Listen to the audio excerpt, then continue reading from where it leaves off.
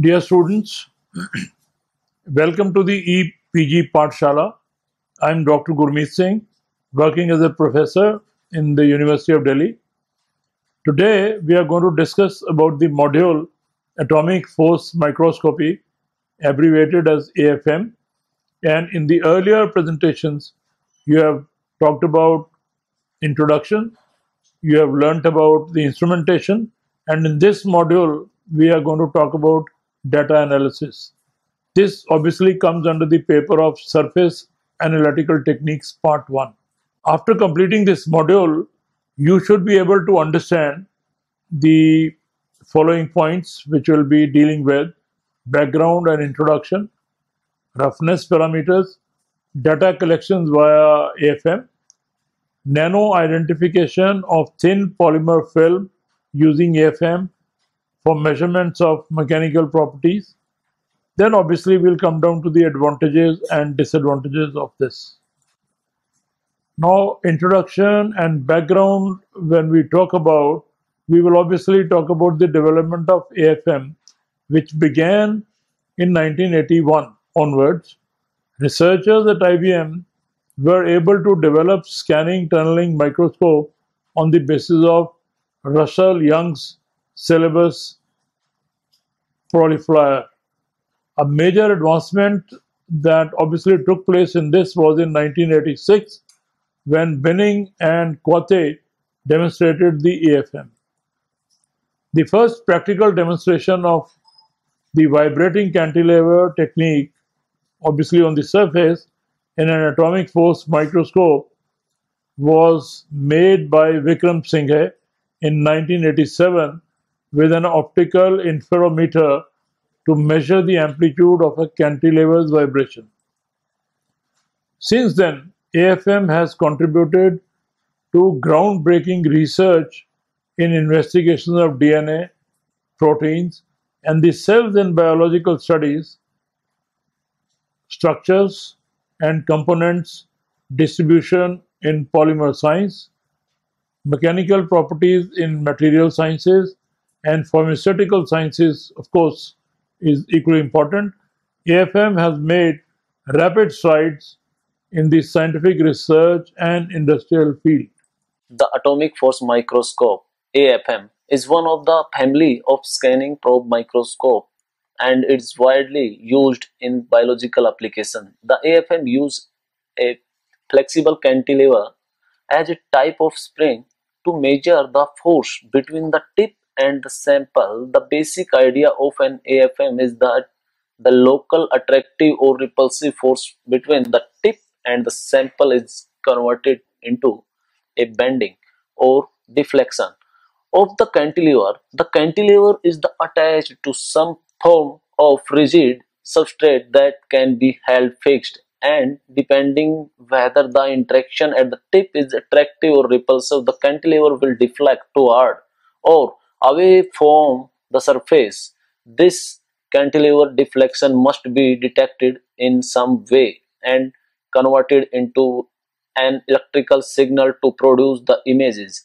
The deflection system that has become the standard method for AFM uses a laser beam that is reflected from the back of cantilever onto a detector. The optical lever principle is used, which means that small changes in the bending angle of the cantilever is converted to the measurably large deflection in the position of the reflected spot. The attractive or repulsive force between the tip and the sample causes a deflection of the cantilever toward or away from the sample.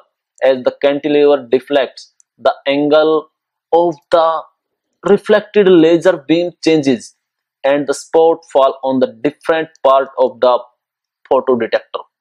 The signals from the four quadrants of the detector are compared to calculate the deflection signal. Most AFMs use a photodiode that is made of four quadrants so that the laser spot position can be calculated in two directions. The vertical deflection can be calculated by comparing the amount of signal from the top and bottom hull of the detector. The lateral twisting of the cantilever can also be calculated by comparing the left and right hull of the detector. An important part of the data called roughness parameter. Roughness parameters are very important in finding out how rough or smooth the surface is. Traditional surface texture parameters and function parameters, written as R and S, can be found out with the help of this. Height parameters, abbreviated as R, the most significant parameters in the case of roughness are height parameters, which can be measured with the help of this AFM machine. Roughness average among height parameters, the roughness average, that is RA, is the most widely used parameter because it is a sample parameter to obtain when compared to other quantities. The average roughness, as already said, is just the mean absolute profile, making no distinction between peaks and valleys. Thus, it becomes a disadvantage to characterize an average surface roughness if these data are relevant. Then we have root mean square roughness, abbreviated as RQ. Root mean square parameter is a statistical measure used in different fields. As an example, the use of root mean square amplitude applied to harmonic oscillators, such as on an alternating electric current, as we put it. The root mean square of roughness, that is RQ, is a function that takes the square of the measures. The RMS roughness of a surface is similar to the roughness average, with only difference being the mean square absolute values and surface roughness profiles are the ones which are important. Maximum height of the profile, which is abbreviated as RT, maximum profile valley depth, abbreviated as RV, and maximum profile peak height, RP, are measured with the help of this. The maximum profile height peak, RP, is the measure of the highest peak around the surface profile from the baseline. Likewise, the maximum profile valley depth, RV, is the measure of the deepest valley across the surface profile analyzed from the baseline. 10-point average roughness, abbreviated as RZ, or under the ISO scheme. The RZ ISO is the arithmetic mean of the 5 highest peaks added to the 5 deepest valleys over the evolution length measured. It is a parameter similar to RTM. Third highest peak to third lowest height, valley height, is used. The third highest peak to third lowest valley height is a parameter that overlooks the 2 highest peaks and the 2 deepest valleys, taking as measure of the vertical variation of the third highest peak from the third deepest valleys. The advantage of using this parameter is that it disregards any discrepancies that do not interfere in a meaningful way in the characterization of the surface profile. This ignores the extreme values, thus reducing the instability of peaks and valleys. It's a commonly used parameter for the characterization of porous surfaces and sealing surfaces. Obviously, as I said, roughness is one of the very important parameters in measuring the surface properties. So we find roughness spacing parameter has to be studied. The roughness spacing parameters are the parameters that relate the roughness to the profile of curling and repetitions over a surface. From here we go to peak count. The peak count, abbreviated as PC, is a parameter that provides the count of peaks analyzed along the length L of a surface profile. In this case, the computed peak is the peak crossing above an upper threshold and then below the lower threshold. Continuing with the roughness spacing parameters, therefore only values of extreme peaks are significant and establish a bandwidth in which only peak and valleys beyond the range will be computed. The peak count is expressed in peaks per inch or peaks per centimeter. Similarly, from peak counts, we can even measure a term like peak density. Peak density, written as PD, represents the density of peaks, that is, the number of peaks per unit area. High spot count. The high spot count, abbreviated as HSC, is a parameter similar to the peak count. The main difference between these two parameters is in the defined peak. To be considered a peak in determining the peak count, the peak must be followed by a valley that crosses the entire band with the help of upper and lower thresholds. The peak count, which we need to count, it must be followed by a valley that crosses the entire band or entire bandwidth, as we put it. Upper and lower thresholds both are covered with the help of this. For the high spot count, a threshold is set above the average roughness, and only the peaks that exceed this one threshold are considered. Mean spacing is the next important term which we are measuring. The mean spacing, SM, as we abbreviate this, is the average spacing between peaks in the length of evaluation. In this case, the peak is defined as the highest point along the profile between a line crossing over the middle and the returning below the middle.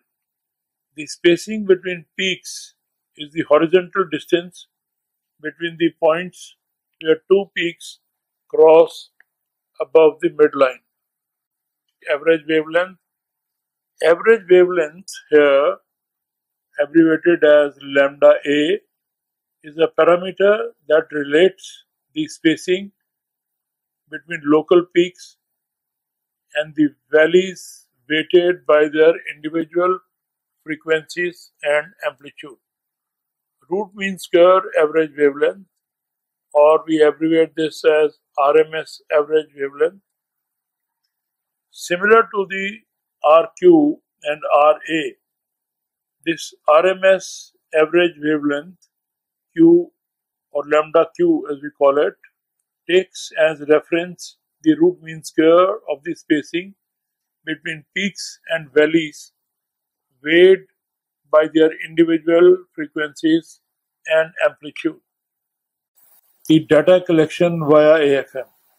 In earlier slides, we have already explained the kind of data that is collected and what way it is collected and analyzed with AFM is given in this slide. Data collection via AFM. Three types of data can be obtained by AFM. The first is height data. The vertical position of the probe tip is monitored by noting changes in the length of the z-axis on the XYZ scanning piezo tube. Input voltage to the scanning piezo tube is proportional to the length of the tube. The change in the z-axis is plotted as a topographical map of the sample surface. Height data is a good measure of the height of surface features but does not show distinct edges of these features. Phase data. This type of imaging monitors the changes in phase offset or phase angle of the input drive signal. This is to the drive piezo with respect to the phase offset of the oscillating cantilever. The phase of the drive signal I is compared to the phase of the cantilever response signal and second on the photodiode detector. The phase offset between the two signals is defined as as 0 for the cantilever oscillating freely in the air, and as the probe tip engages the sample surface, the phase offsets of the oscillating cantilever changes by some angle with respect to the phase offset of the input drive signal. As regions of different elasticities are encountered on the sample surface, the phase angle between the two signals obviously changes. These changes in phase offset are due to the different amounts of dampening experienced by the probe or by the probe tip, to be precise, as it rasters across the sample surface. These differences are plotted as the so-called phase image. Amplitude data is talked about. The amplitude of the cantilever is monitored by the photodiode detector. The value RMS of the laser signal on the y-axis of the detector is recorded for each of the 512 segments on a given raster of the probe tip. These values are plotted as an amplitude map of the sample surface. Amplitude images tend to show edges of the surface features well. Non-identification of the thin polymer film using AFM for measurement of mechanical properties. Recent developments have led to the utilization of the AFM as a non-ionodentation device. Non-ionodentation is a useful tool that allows the direct measurement of mechanical properties of thin film, including polymer films. During operation of the AFM in force mode, the probe tip is first lowered into the contact with the sample, then indented into the surface, and finally lifted off the sample surface. Concurrently, a measurement of the probe tip deflection is produced through an optical lever detection system, in which a laser beam is reflected off the top of the probe and onto a segmented photodiode. A plot of this tip deflection region or tip deflection signal, which is a force as a function of the vertical displacement of the piezo scanner, is called a force curve, that is FD curve. AFM software has been modified and the diamond tipped stainless steel probes have been developed, especially for indenting and scratching material with nanoscale spatial features or resolutions. The software modification allows the surface to be imaged in tapping mode immediately before and after indentation, which is particularly important for the soft engineering materials that can be damaged easily by contact mode AFM. Thus, we can now image the surface in tapping mode perhaps utilizing phase contrast imaging. Indent or scratch, as we can call it, at specified points and then image the residual impressions. The advantages that one has when using atomic force microscope. AFM provides a three-dimensional surface profile unlike electron microscope. Samples viewed by AFM do not require any special treatments such as you find in some other techniques, metal carbon coatings that would irreversibly change or damage the sample. Most AFM modes can work perfectly well in ambient air or even a liquid environment. AFM can provide a higher resolution than SEM. Disadvantages of using an AFM. First big disadvantage is that it has a slow scanning speed. The other is, in our past, AFM can only image a maximum height of 10 to 20 micrometers and the maximum scanning area of about 150 into 150 micrometers. A physical probe used in AFM may not be always sharp. As a result, an AFM image may not reflect a true sample topography, but rather represents interactions of probe with the sample surface. The applications of AFM are discussed. The number of applications for AFM has exploded since it was invented in 1986, and nowadays this technique is involved in many fields of nanoscience and nanotechnology. The remarkable feature of STM and AFM instruments is their ability to examine samples not only in an ultra-high vacuum but also at ambient conditions or even in liquids. One of the advantages of AFM is that it can image the non-conducting surfaces also, and therefore it is very suitable for biological systems. The AFM is capable of measuring nanometer scale images of insulating surfaces and with little or no sample preparation, as well as measuring three-dimensional images of surfaces and studying the topography. Some possible applications of AFM are substrate roughness analysis is one which is very extensively used in the area of corrosion inhibition. Then step formation in the film epitaxial deposition. Third is pinhole formation or other defects in oxide growths. Grain size analysis can also be carried out with the help of this.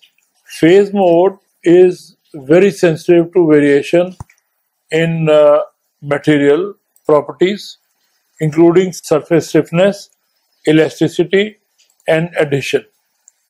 Comparing the tip sample forces curves for materials to study the ratio of Young's modulus, graphite as a reference for measuring the indentation, then obtaining information of what is happening under indentation at very small loads.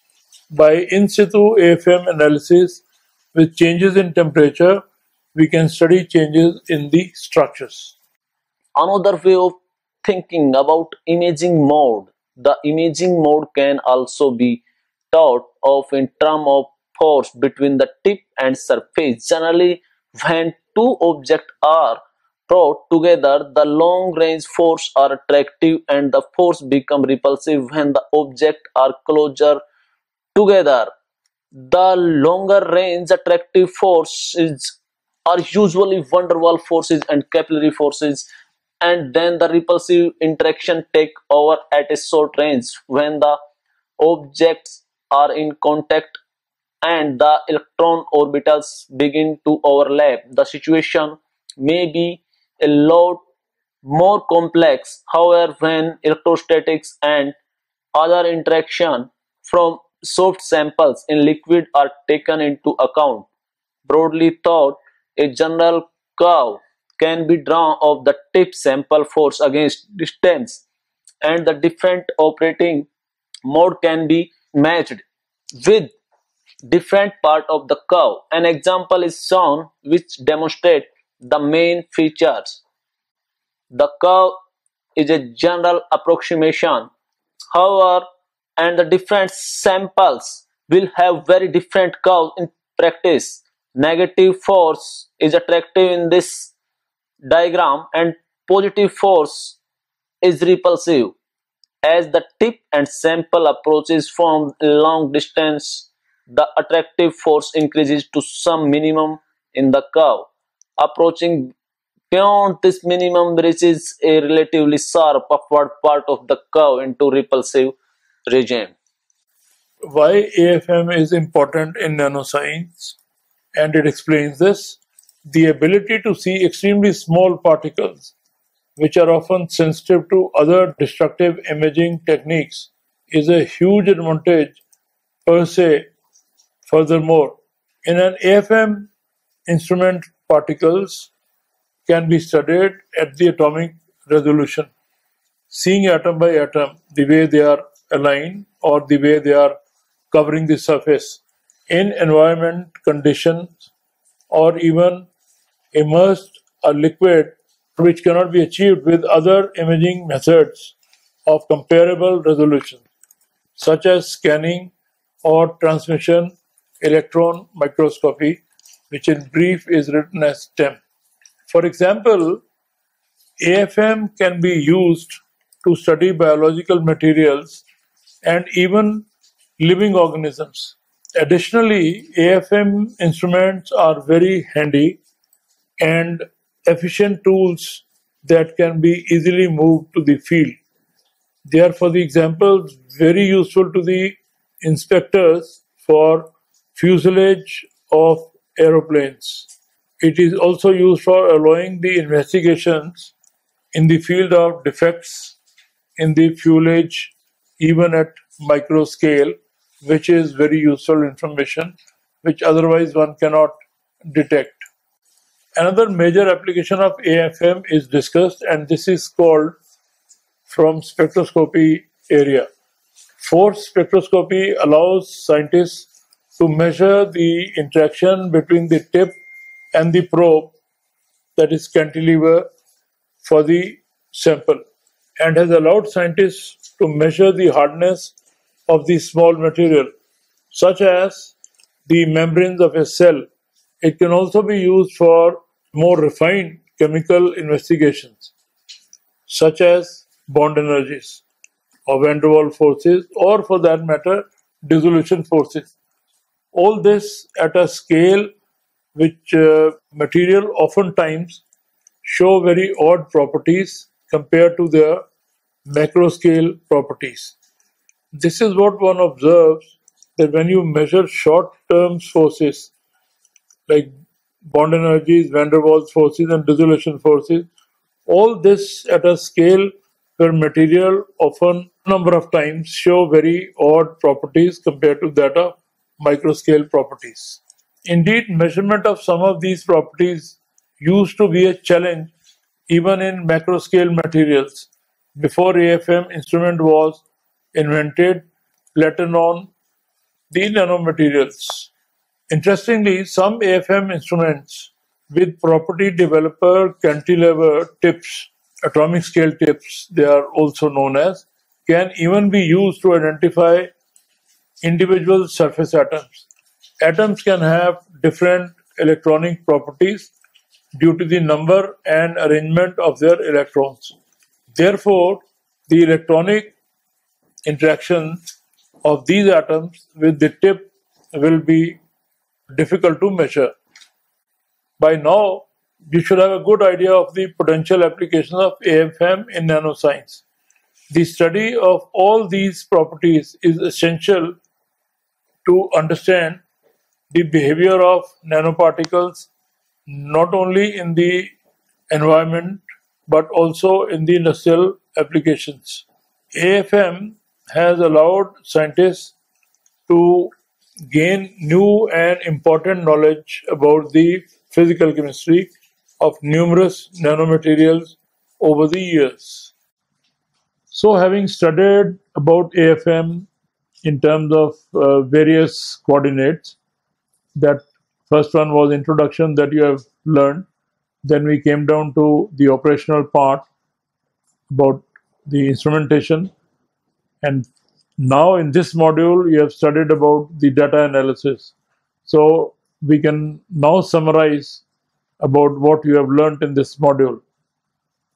That would go as atomic force microscopy is a relatively non-destructive technique as compared to other conventional scanning electron microscopic techniques and transmission electron microscopies.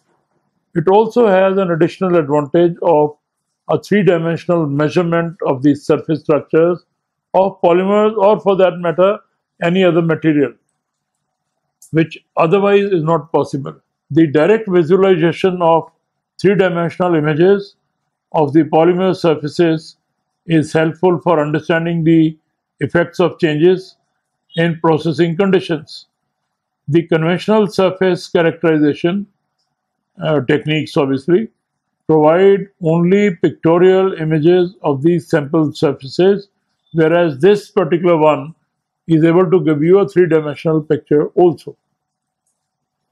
Atomic force microscopy can be exploited to measure the mechanical properties, adhesion forces, and structure of the sample surface by making slight changes in the instrumentation which is involved in this. For example, the capability of AFM to delineate the phase transition of polymers provide us with important insight regarding the factors that are responsible for the peculiar properties exhibited by polymers.